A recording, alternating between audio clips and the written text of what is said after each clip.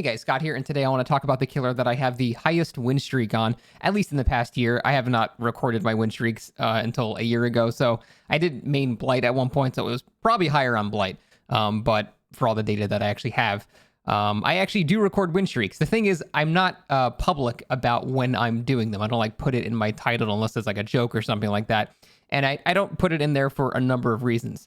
You can go back and look at all of my Twitch VODs and see that this all actually happened, but I don't like announcing it for a couple of reasons. The first is once you start getting pretty high on your win streak, like once you start getting like 20, 30, 40, you start getting stressed out. It's not fun. And I play video games to chill, relax, hang out with chat and all that stuff. I don't play video games to feel stressed and feel miserable and stuff like that. So once you start getting to that, like, 20, 30 area, I start sweating. My games now suddenly become solely about winning, not about having a good time, and I don't like that. Secondly, if you are trying to win all your games, you're going to play sweatier. You're going to play like a super sweaty comp player. And again, there's nothing wrong with that if you're trying to do a win streak. That's pretty much what you have to do, right? But whenever I play killer, I try to play in a way that I would enjoy going against it as a survivor.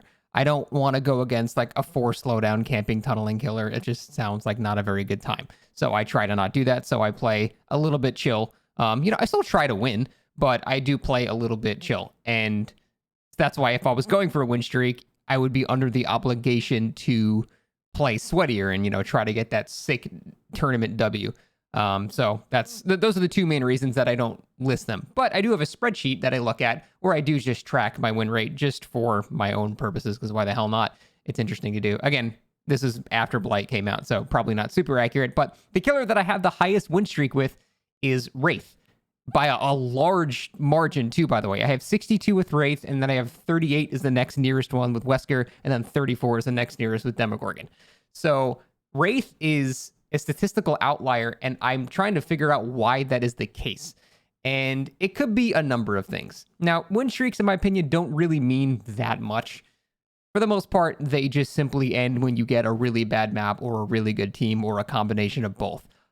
Killers can definitely, influence it a lot. And so killer skill is important. But if you're going on a clown streak and you get a really good team on Fractured Cowshed, I don't care if you're the best clown in the world. You physically cannot maintain that streak. It's just not going to happen. It doesn't matter how good you are. So that's why I think they're not super meaningful in any way, which is another reason I don't like, publicly list them or anything like that. But the fact that Wraith is so far above other killers that are clearly stronger than Wraith, I felt was worthy of discussing and making a video about. Because to me, there's only two logical outcomes. If I have 62 with Wraith, and the next closest is 38 with Wesker, and Wesker is without a doubt a stronger killer, the logical conclusion is that Wraith is better than we're giving them credit for. I don't think it's more logical to say I just got lucky 62 times in a row with Wraith. That just seems less likely than Wraith is just better than we give him credit for. And so I started thinking about it a lot. And Wraith hasn't really changed. He was changed a while ago, but since then he hasn't changed. But what has changed is the game around Wraith. So because the gen kick meta has become so prevalent and there's so many strong things that involve that now, I think Wraith actually has gotten buffed by the changing of the game around it. Because Wraith is really, really good at kicking gens and maintaining all those gen delay perks by just bouncing back and forth. He doesn't have to uncloak. And if you do like uncloaking when you kick stuff, there's an add-on for that as well. So he's really good at applying the new gen kick meta, especially since Nowhere to Hide has now been added. Now you have excellent aura reveal on top of that.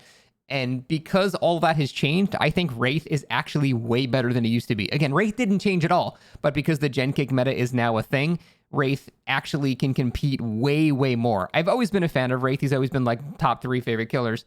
And I've played Wraith pretty much since I started playing DBD. But he has never really felt as strong as he does right now, which is funny because, again, he hasn't really changed much. But even I just use Colubriner option, and I'm saying just as if that's not strong. It is strong, but I could go with 2 other slowdowns too and make this way sweatier as well. But Brutal Strength makes my wee tingle when I see a yellow bar, so I have to use that.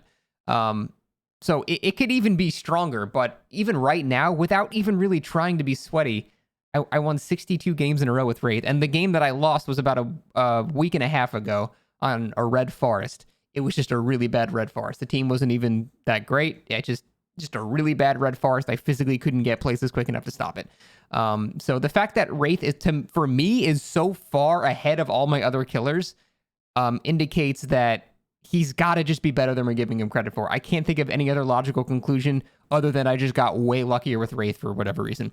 The other thing that I did think of, the other variable, is how not reliant on maps Wraith is. Whereas a killer like Wesker, if you get, Larry's or something like that, good luck ever hitting your power, right? But Wraith doesn't really care about what map he's on. And because they keep releasing, frankly, bad maps, Wraith's sort of immune to it. He doesn't really give a shit. If you're playing Huntress and you got Garden of Joy, the terrible hitboxes everywhere are going to be destroying you. If you're playing Bubba or Billy or anyone that requires you to have precise hitboxes, it's going to feel miserable. But Wraith is just sitting there going, I don't really care what map I get. Pretty much if you get Rotten Fields or Blood Lodge, those kind of suck because they're just giant wide open areas. You can't really sneak up on anybody.